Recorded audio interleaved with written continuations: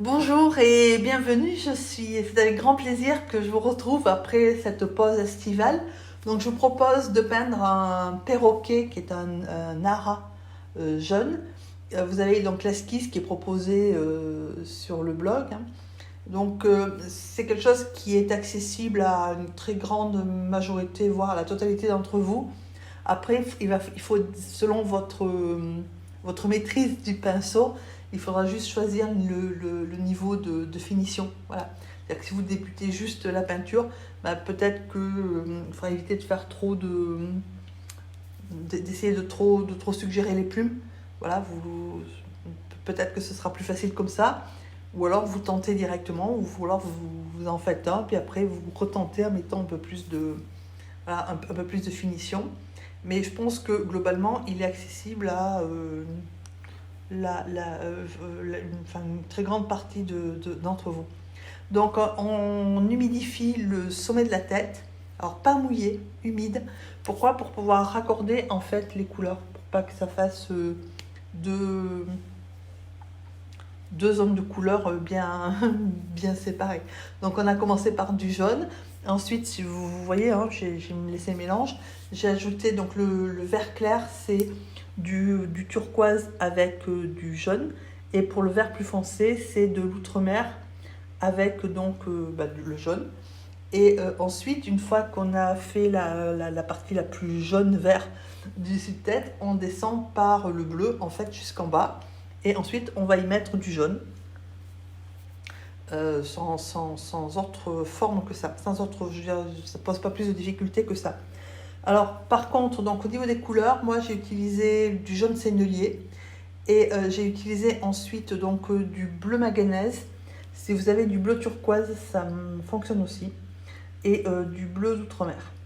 Et le vert, bah, c'est un mélange des couleurs. Alors après, si vous n'avez pas ces couleurs-là, il faut choisir deux bleus, un clair et un foncé. Voilà. Et un jaune. Et il faut faire attention que ce jaune et ce bleu mélangés, ça donne du vert parce que ça a l'air évident comme ça, mais ça l'est pas. Donc voilà, et vous essayez. Après, j'ai pas choisi turquoise. Pourtant, c'est en fait à l'origine, si j'ai pris ce perroquet-là, c'est que je voulais peindre avec du turquoise. J'ai pas pris le turquoise parce que le turquoise, il est semi-opaque et que je voulais que des peintures transparentes. Voilà, mais après.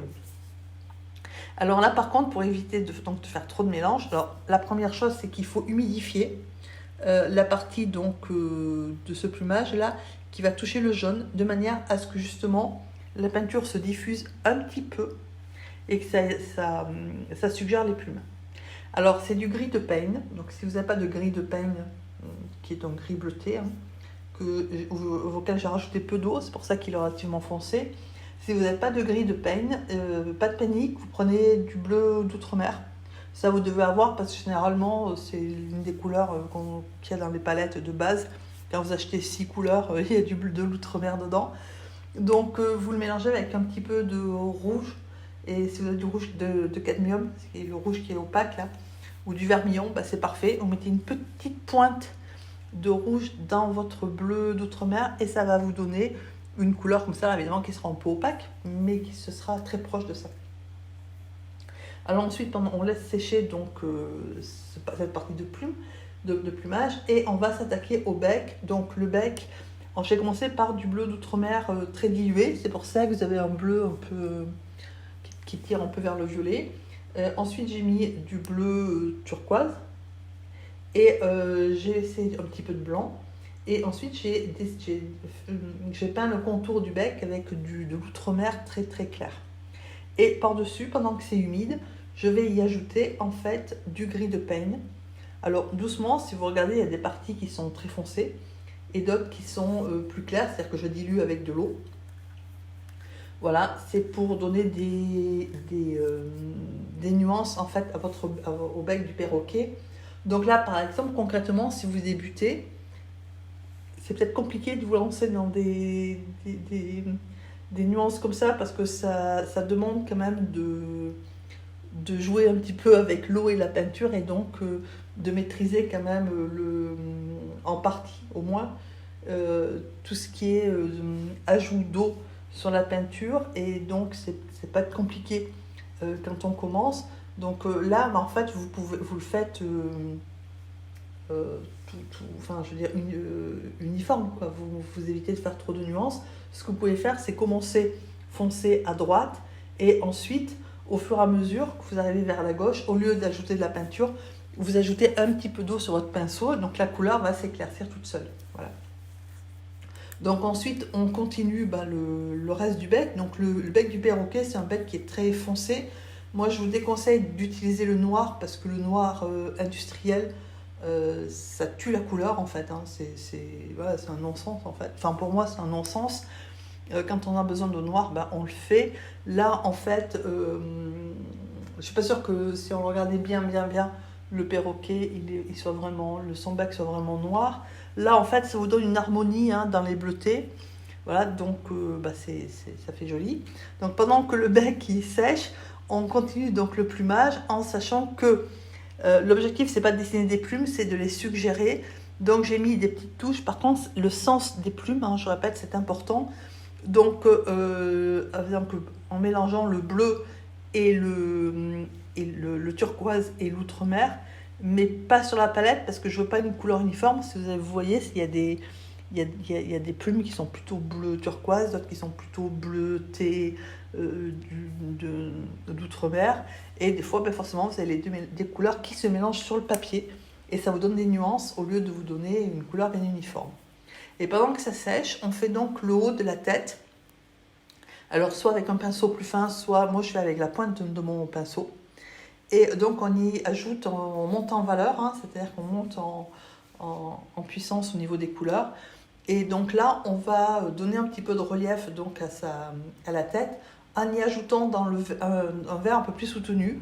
Et pour avoir un vert, vraiment la partie la plus soutenue du vert, j'ai ajouté du gris de peigne. Ce qui a l'avantage déjà de me donner des contrastes au niveau de la tête et d'harmoniser, d'intégrer le gris de peigne qu'on a mis au bec. Alors ensuite, les zébrures qu'il a sur la tête, c'est pareil, c'est du gris de peigne. Donc là, vous prenez un pinceau numéro 2, vous faites vos zébrures en faisant attention de ne pas faire des lignes continues. Et sur la droite, là, sur la partie donc sous l'œil, une fois que c'est fait, vous passez un pinceau humide, mais vraiment humide sec, enfin humide essoré, et de manière à ce que ça fasse ce que j'ai fait là, c'est-à-dire que ça ombre un peu, puisque c'est un oiseau, il n'est pas super bien coiffé non plus, quoi. Voilà. Et donc pendant que ça sèche, on va suggérer quelques plumes. Donc l'objectif, c'est pas de dessiner toutes les plumes, c'est pas non plus de faire tous les contours de plumes, c'est d'en suggérer quelques-uns. Et ce qu'on suggère là, c'est le dessous des plumes. Voilà. Et ensuite, on unifie en repassant exactement comme on a fait tout à l'heure, avec un pinceau plus large. Bon, j'ai repris mon 6, en y ajoutant un petit peu de bleu, un turquoise, pour moi c'est le bleu manganèse, et un petit peu d'outre-mer, de manière à lui donner des nuances et des jeux de couleurs. Voilà. Donc l'œil, je l'ai fait aussi en gris de peigne. Et là, en fait, on va faire... Alors, à un moment donné, je vais faire des plumes là, qui partent. Voilà, c'est ce que je suis en train de faire là. Donc là, on prend et on tire. Et donc, avec du gris de peigne mélangé à du bleu d'outre-mer, auquel on va ajouter quelques couleurs qu'on retrouve sur l'oiseau, c'est-à-dire un peu de turquoise et ensuite un peu de jaune qui va se transformer en vert. Voilà. Donc cette vidéo est quasiment terminée. J'espère que vous avez passé un bon moment et que je vous en passerai encore un meilleur en peignant cet oiseau. Je vous remercie d'avoir suivi cette vidéo. Je vous remercie également de votre soutien et de votre fidélité. Et je vous souhaite une excellente journée. À bientôt.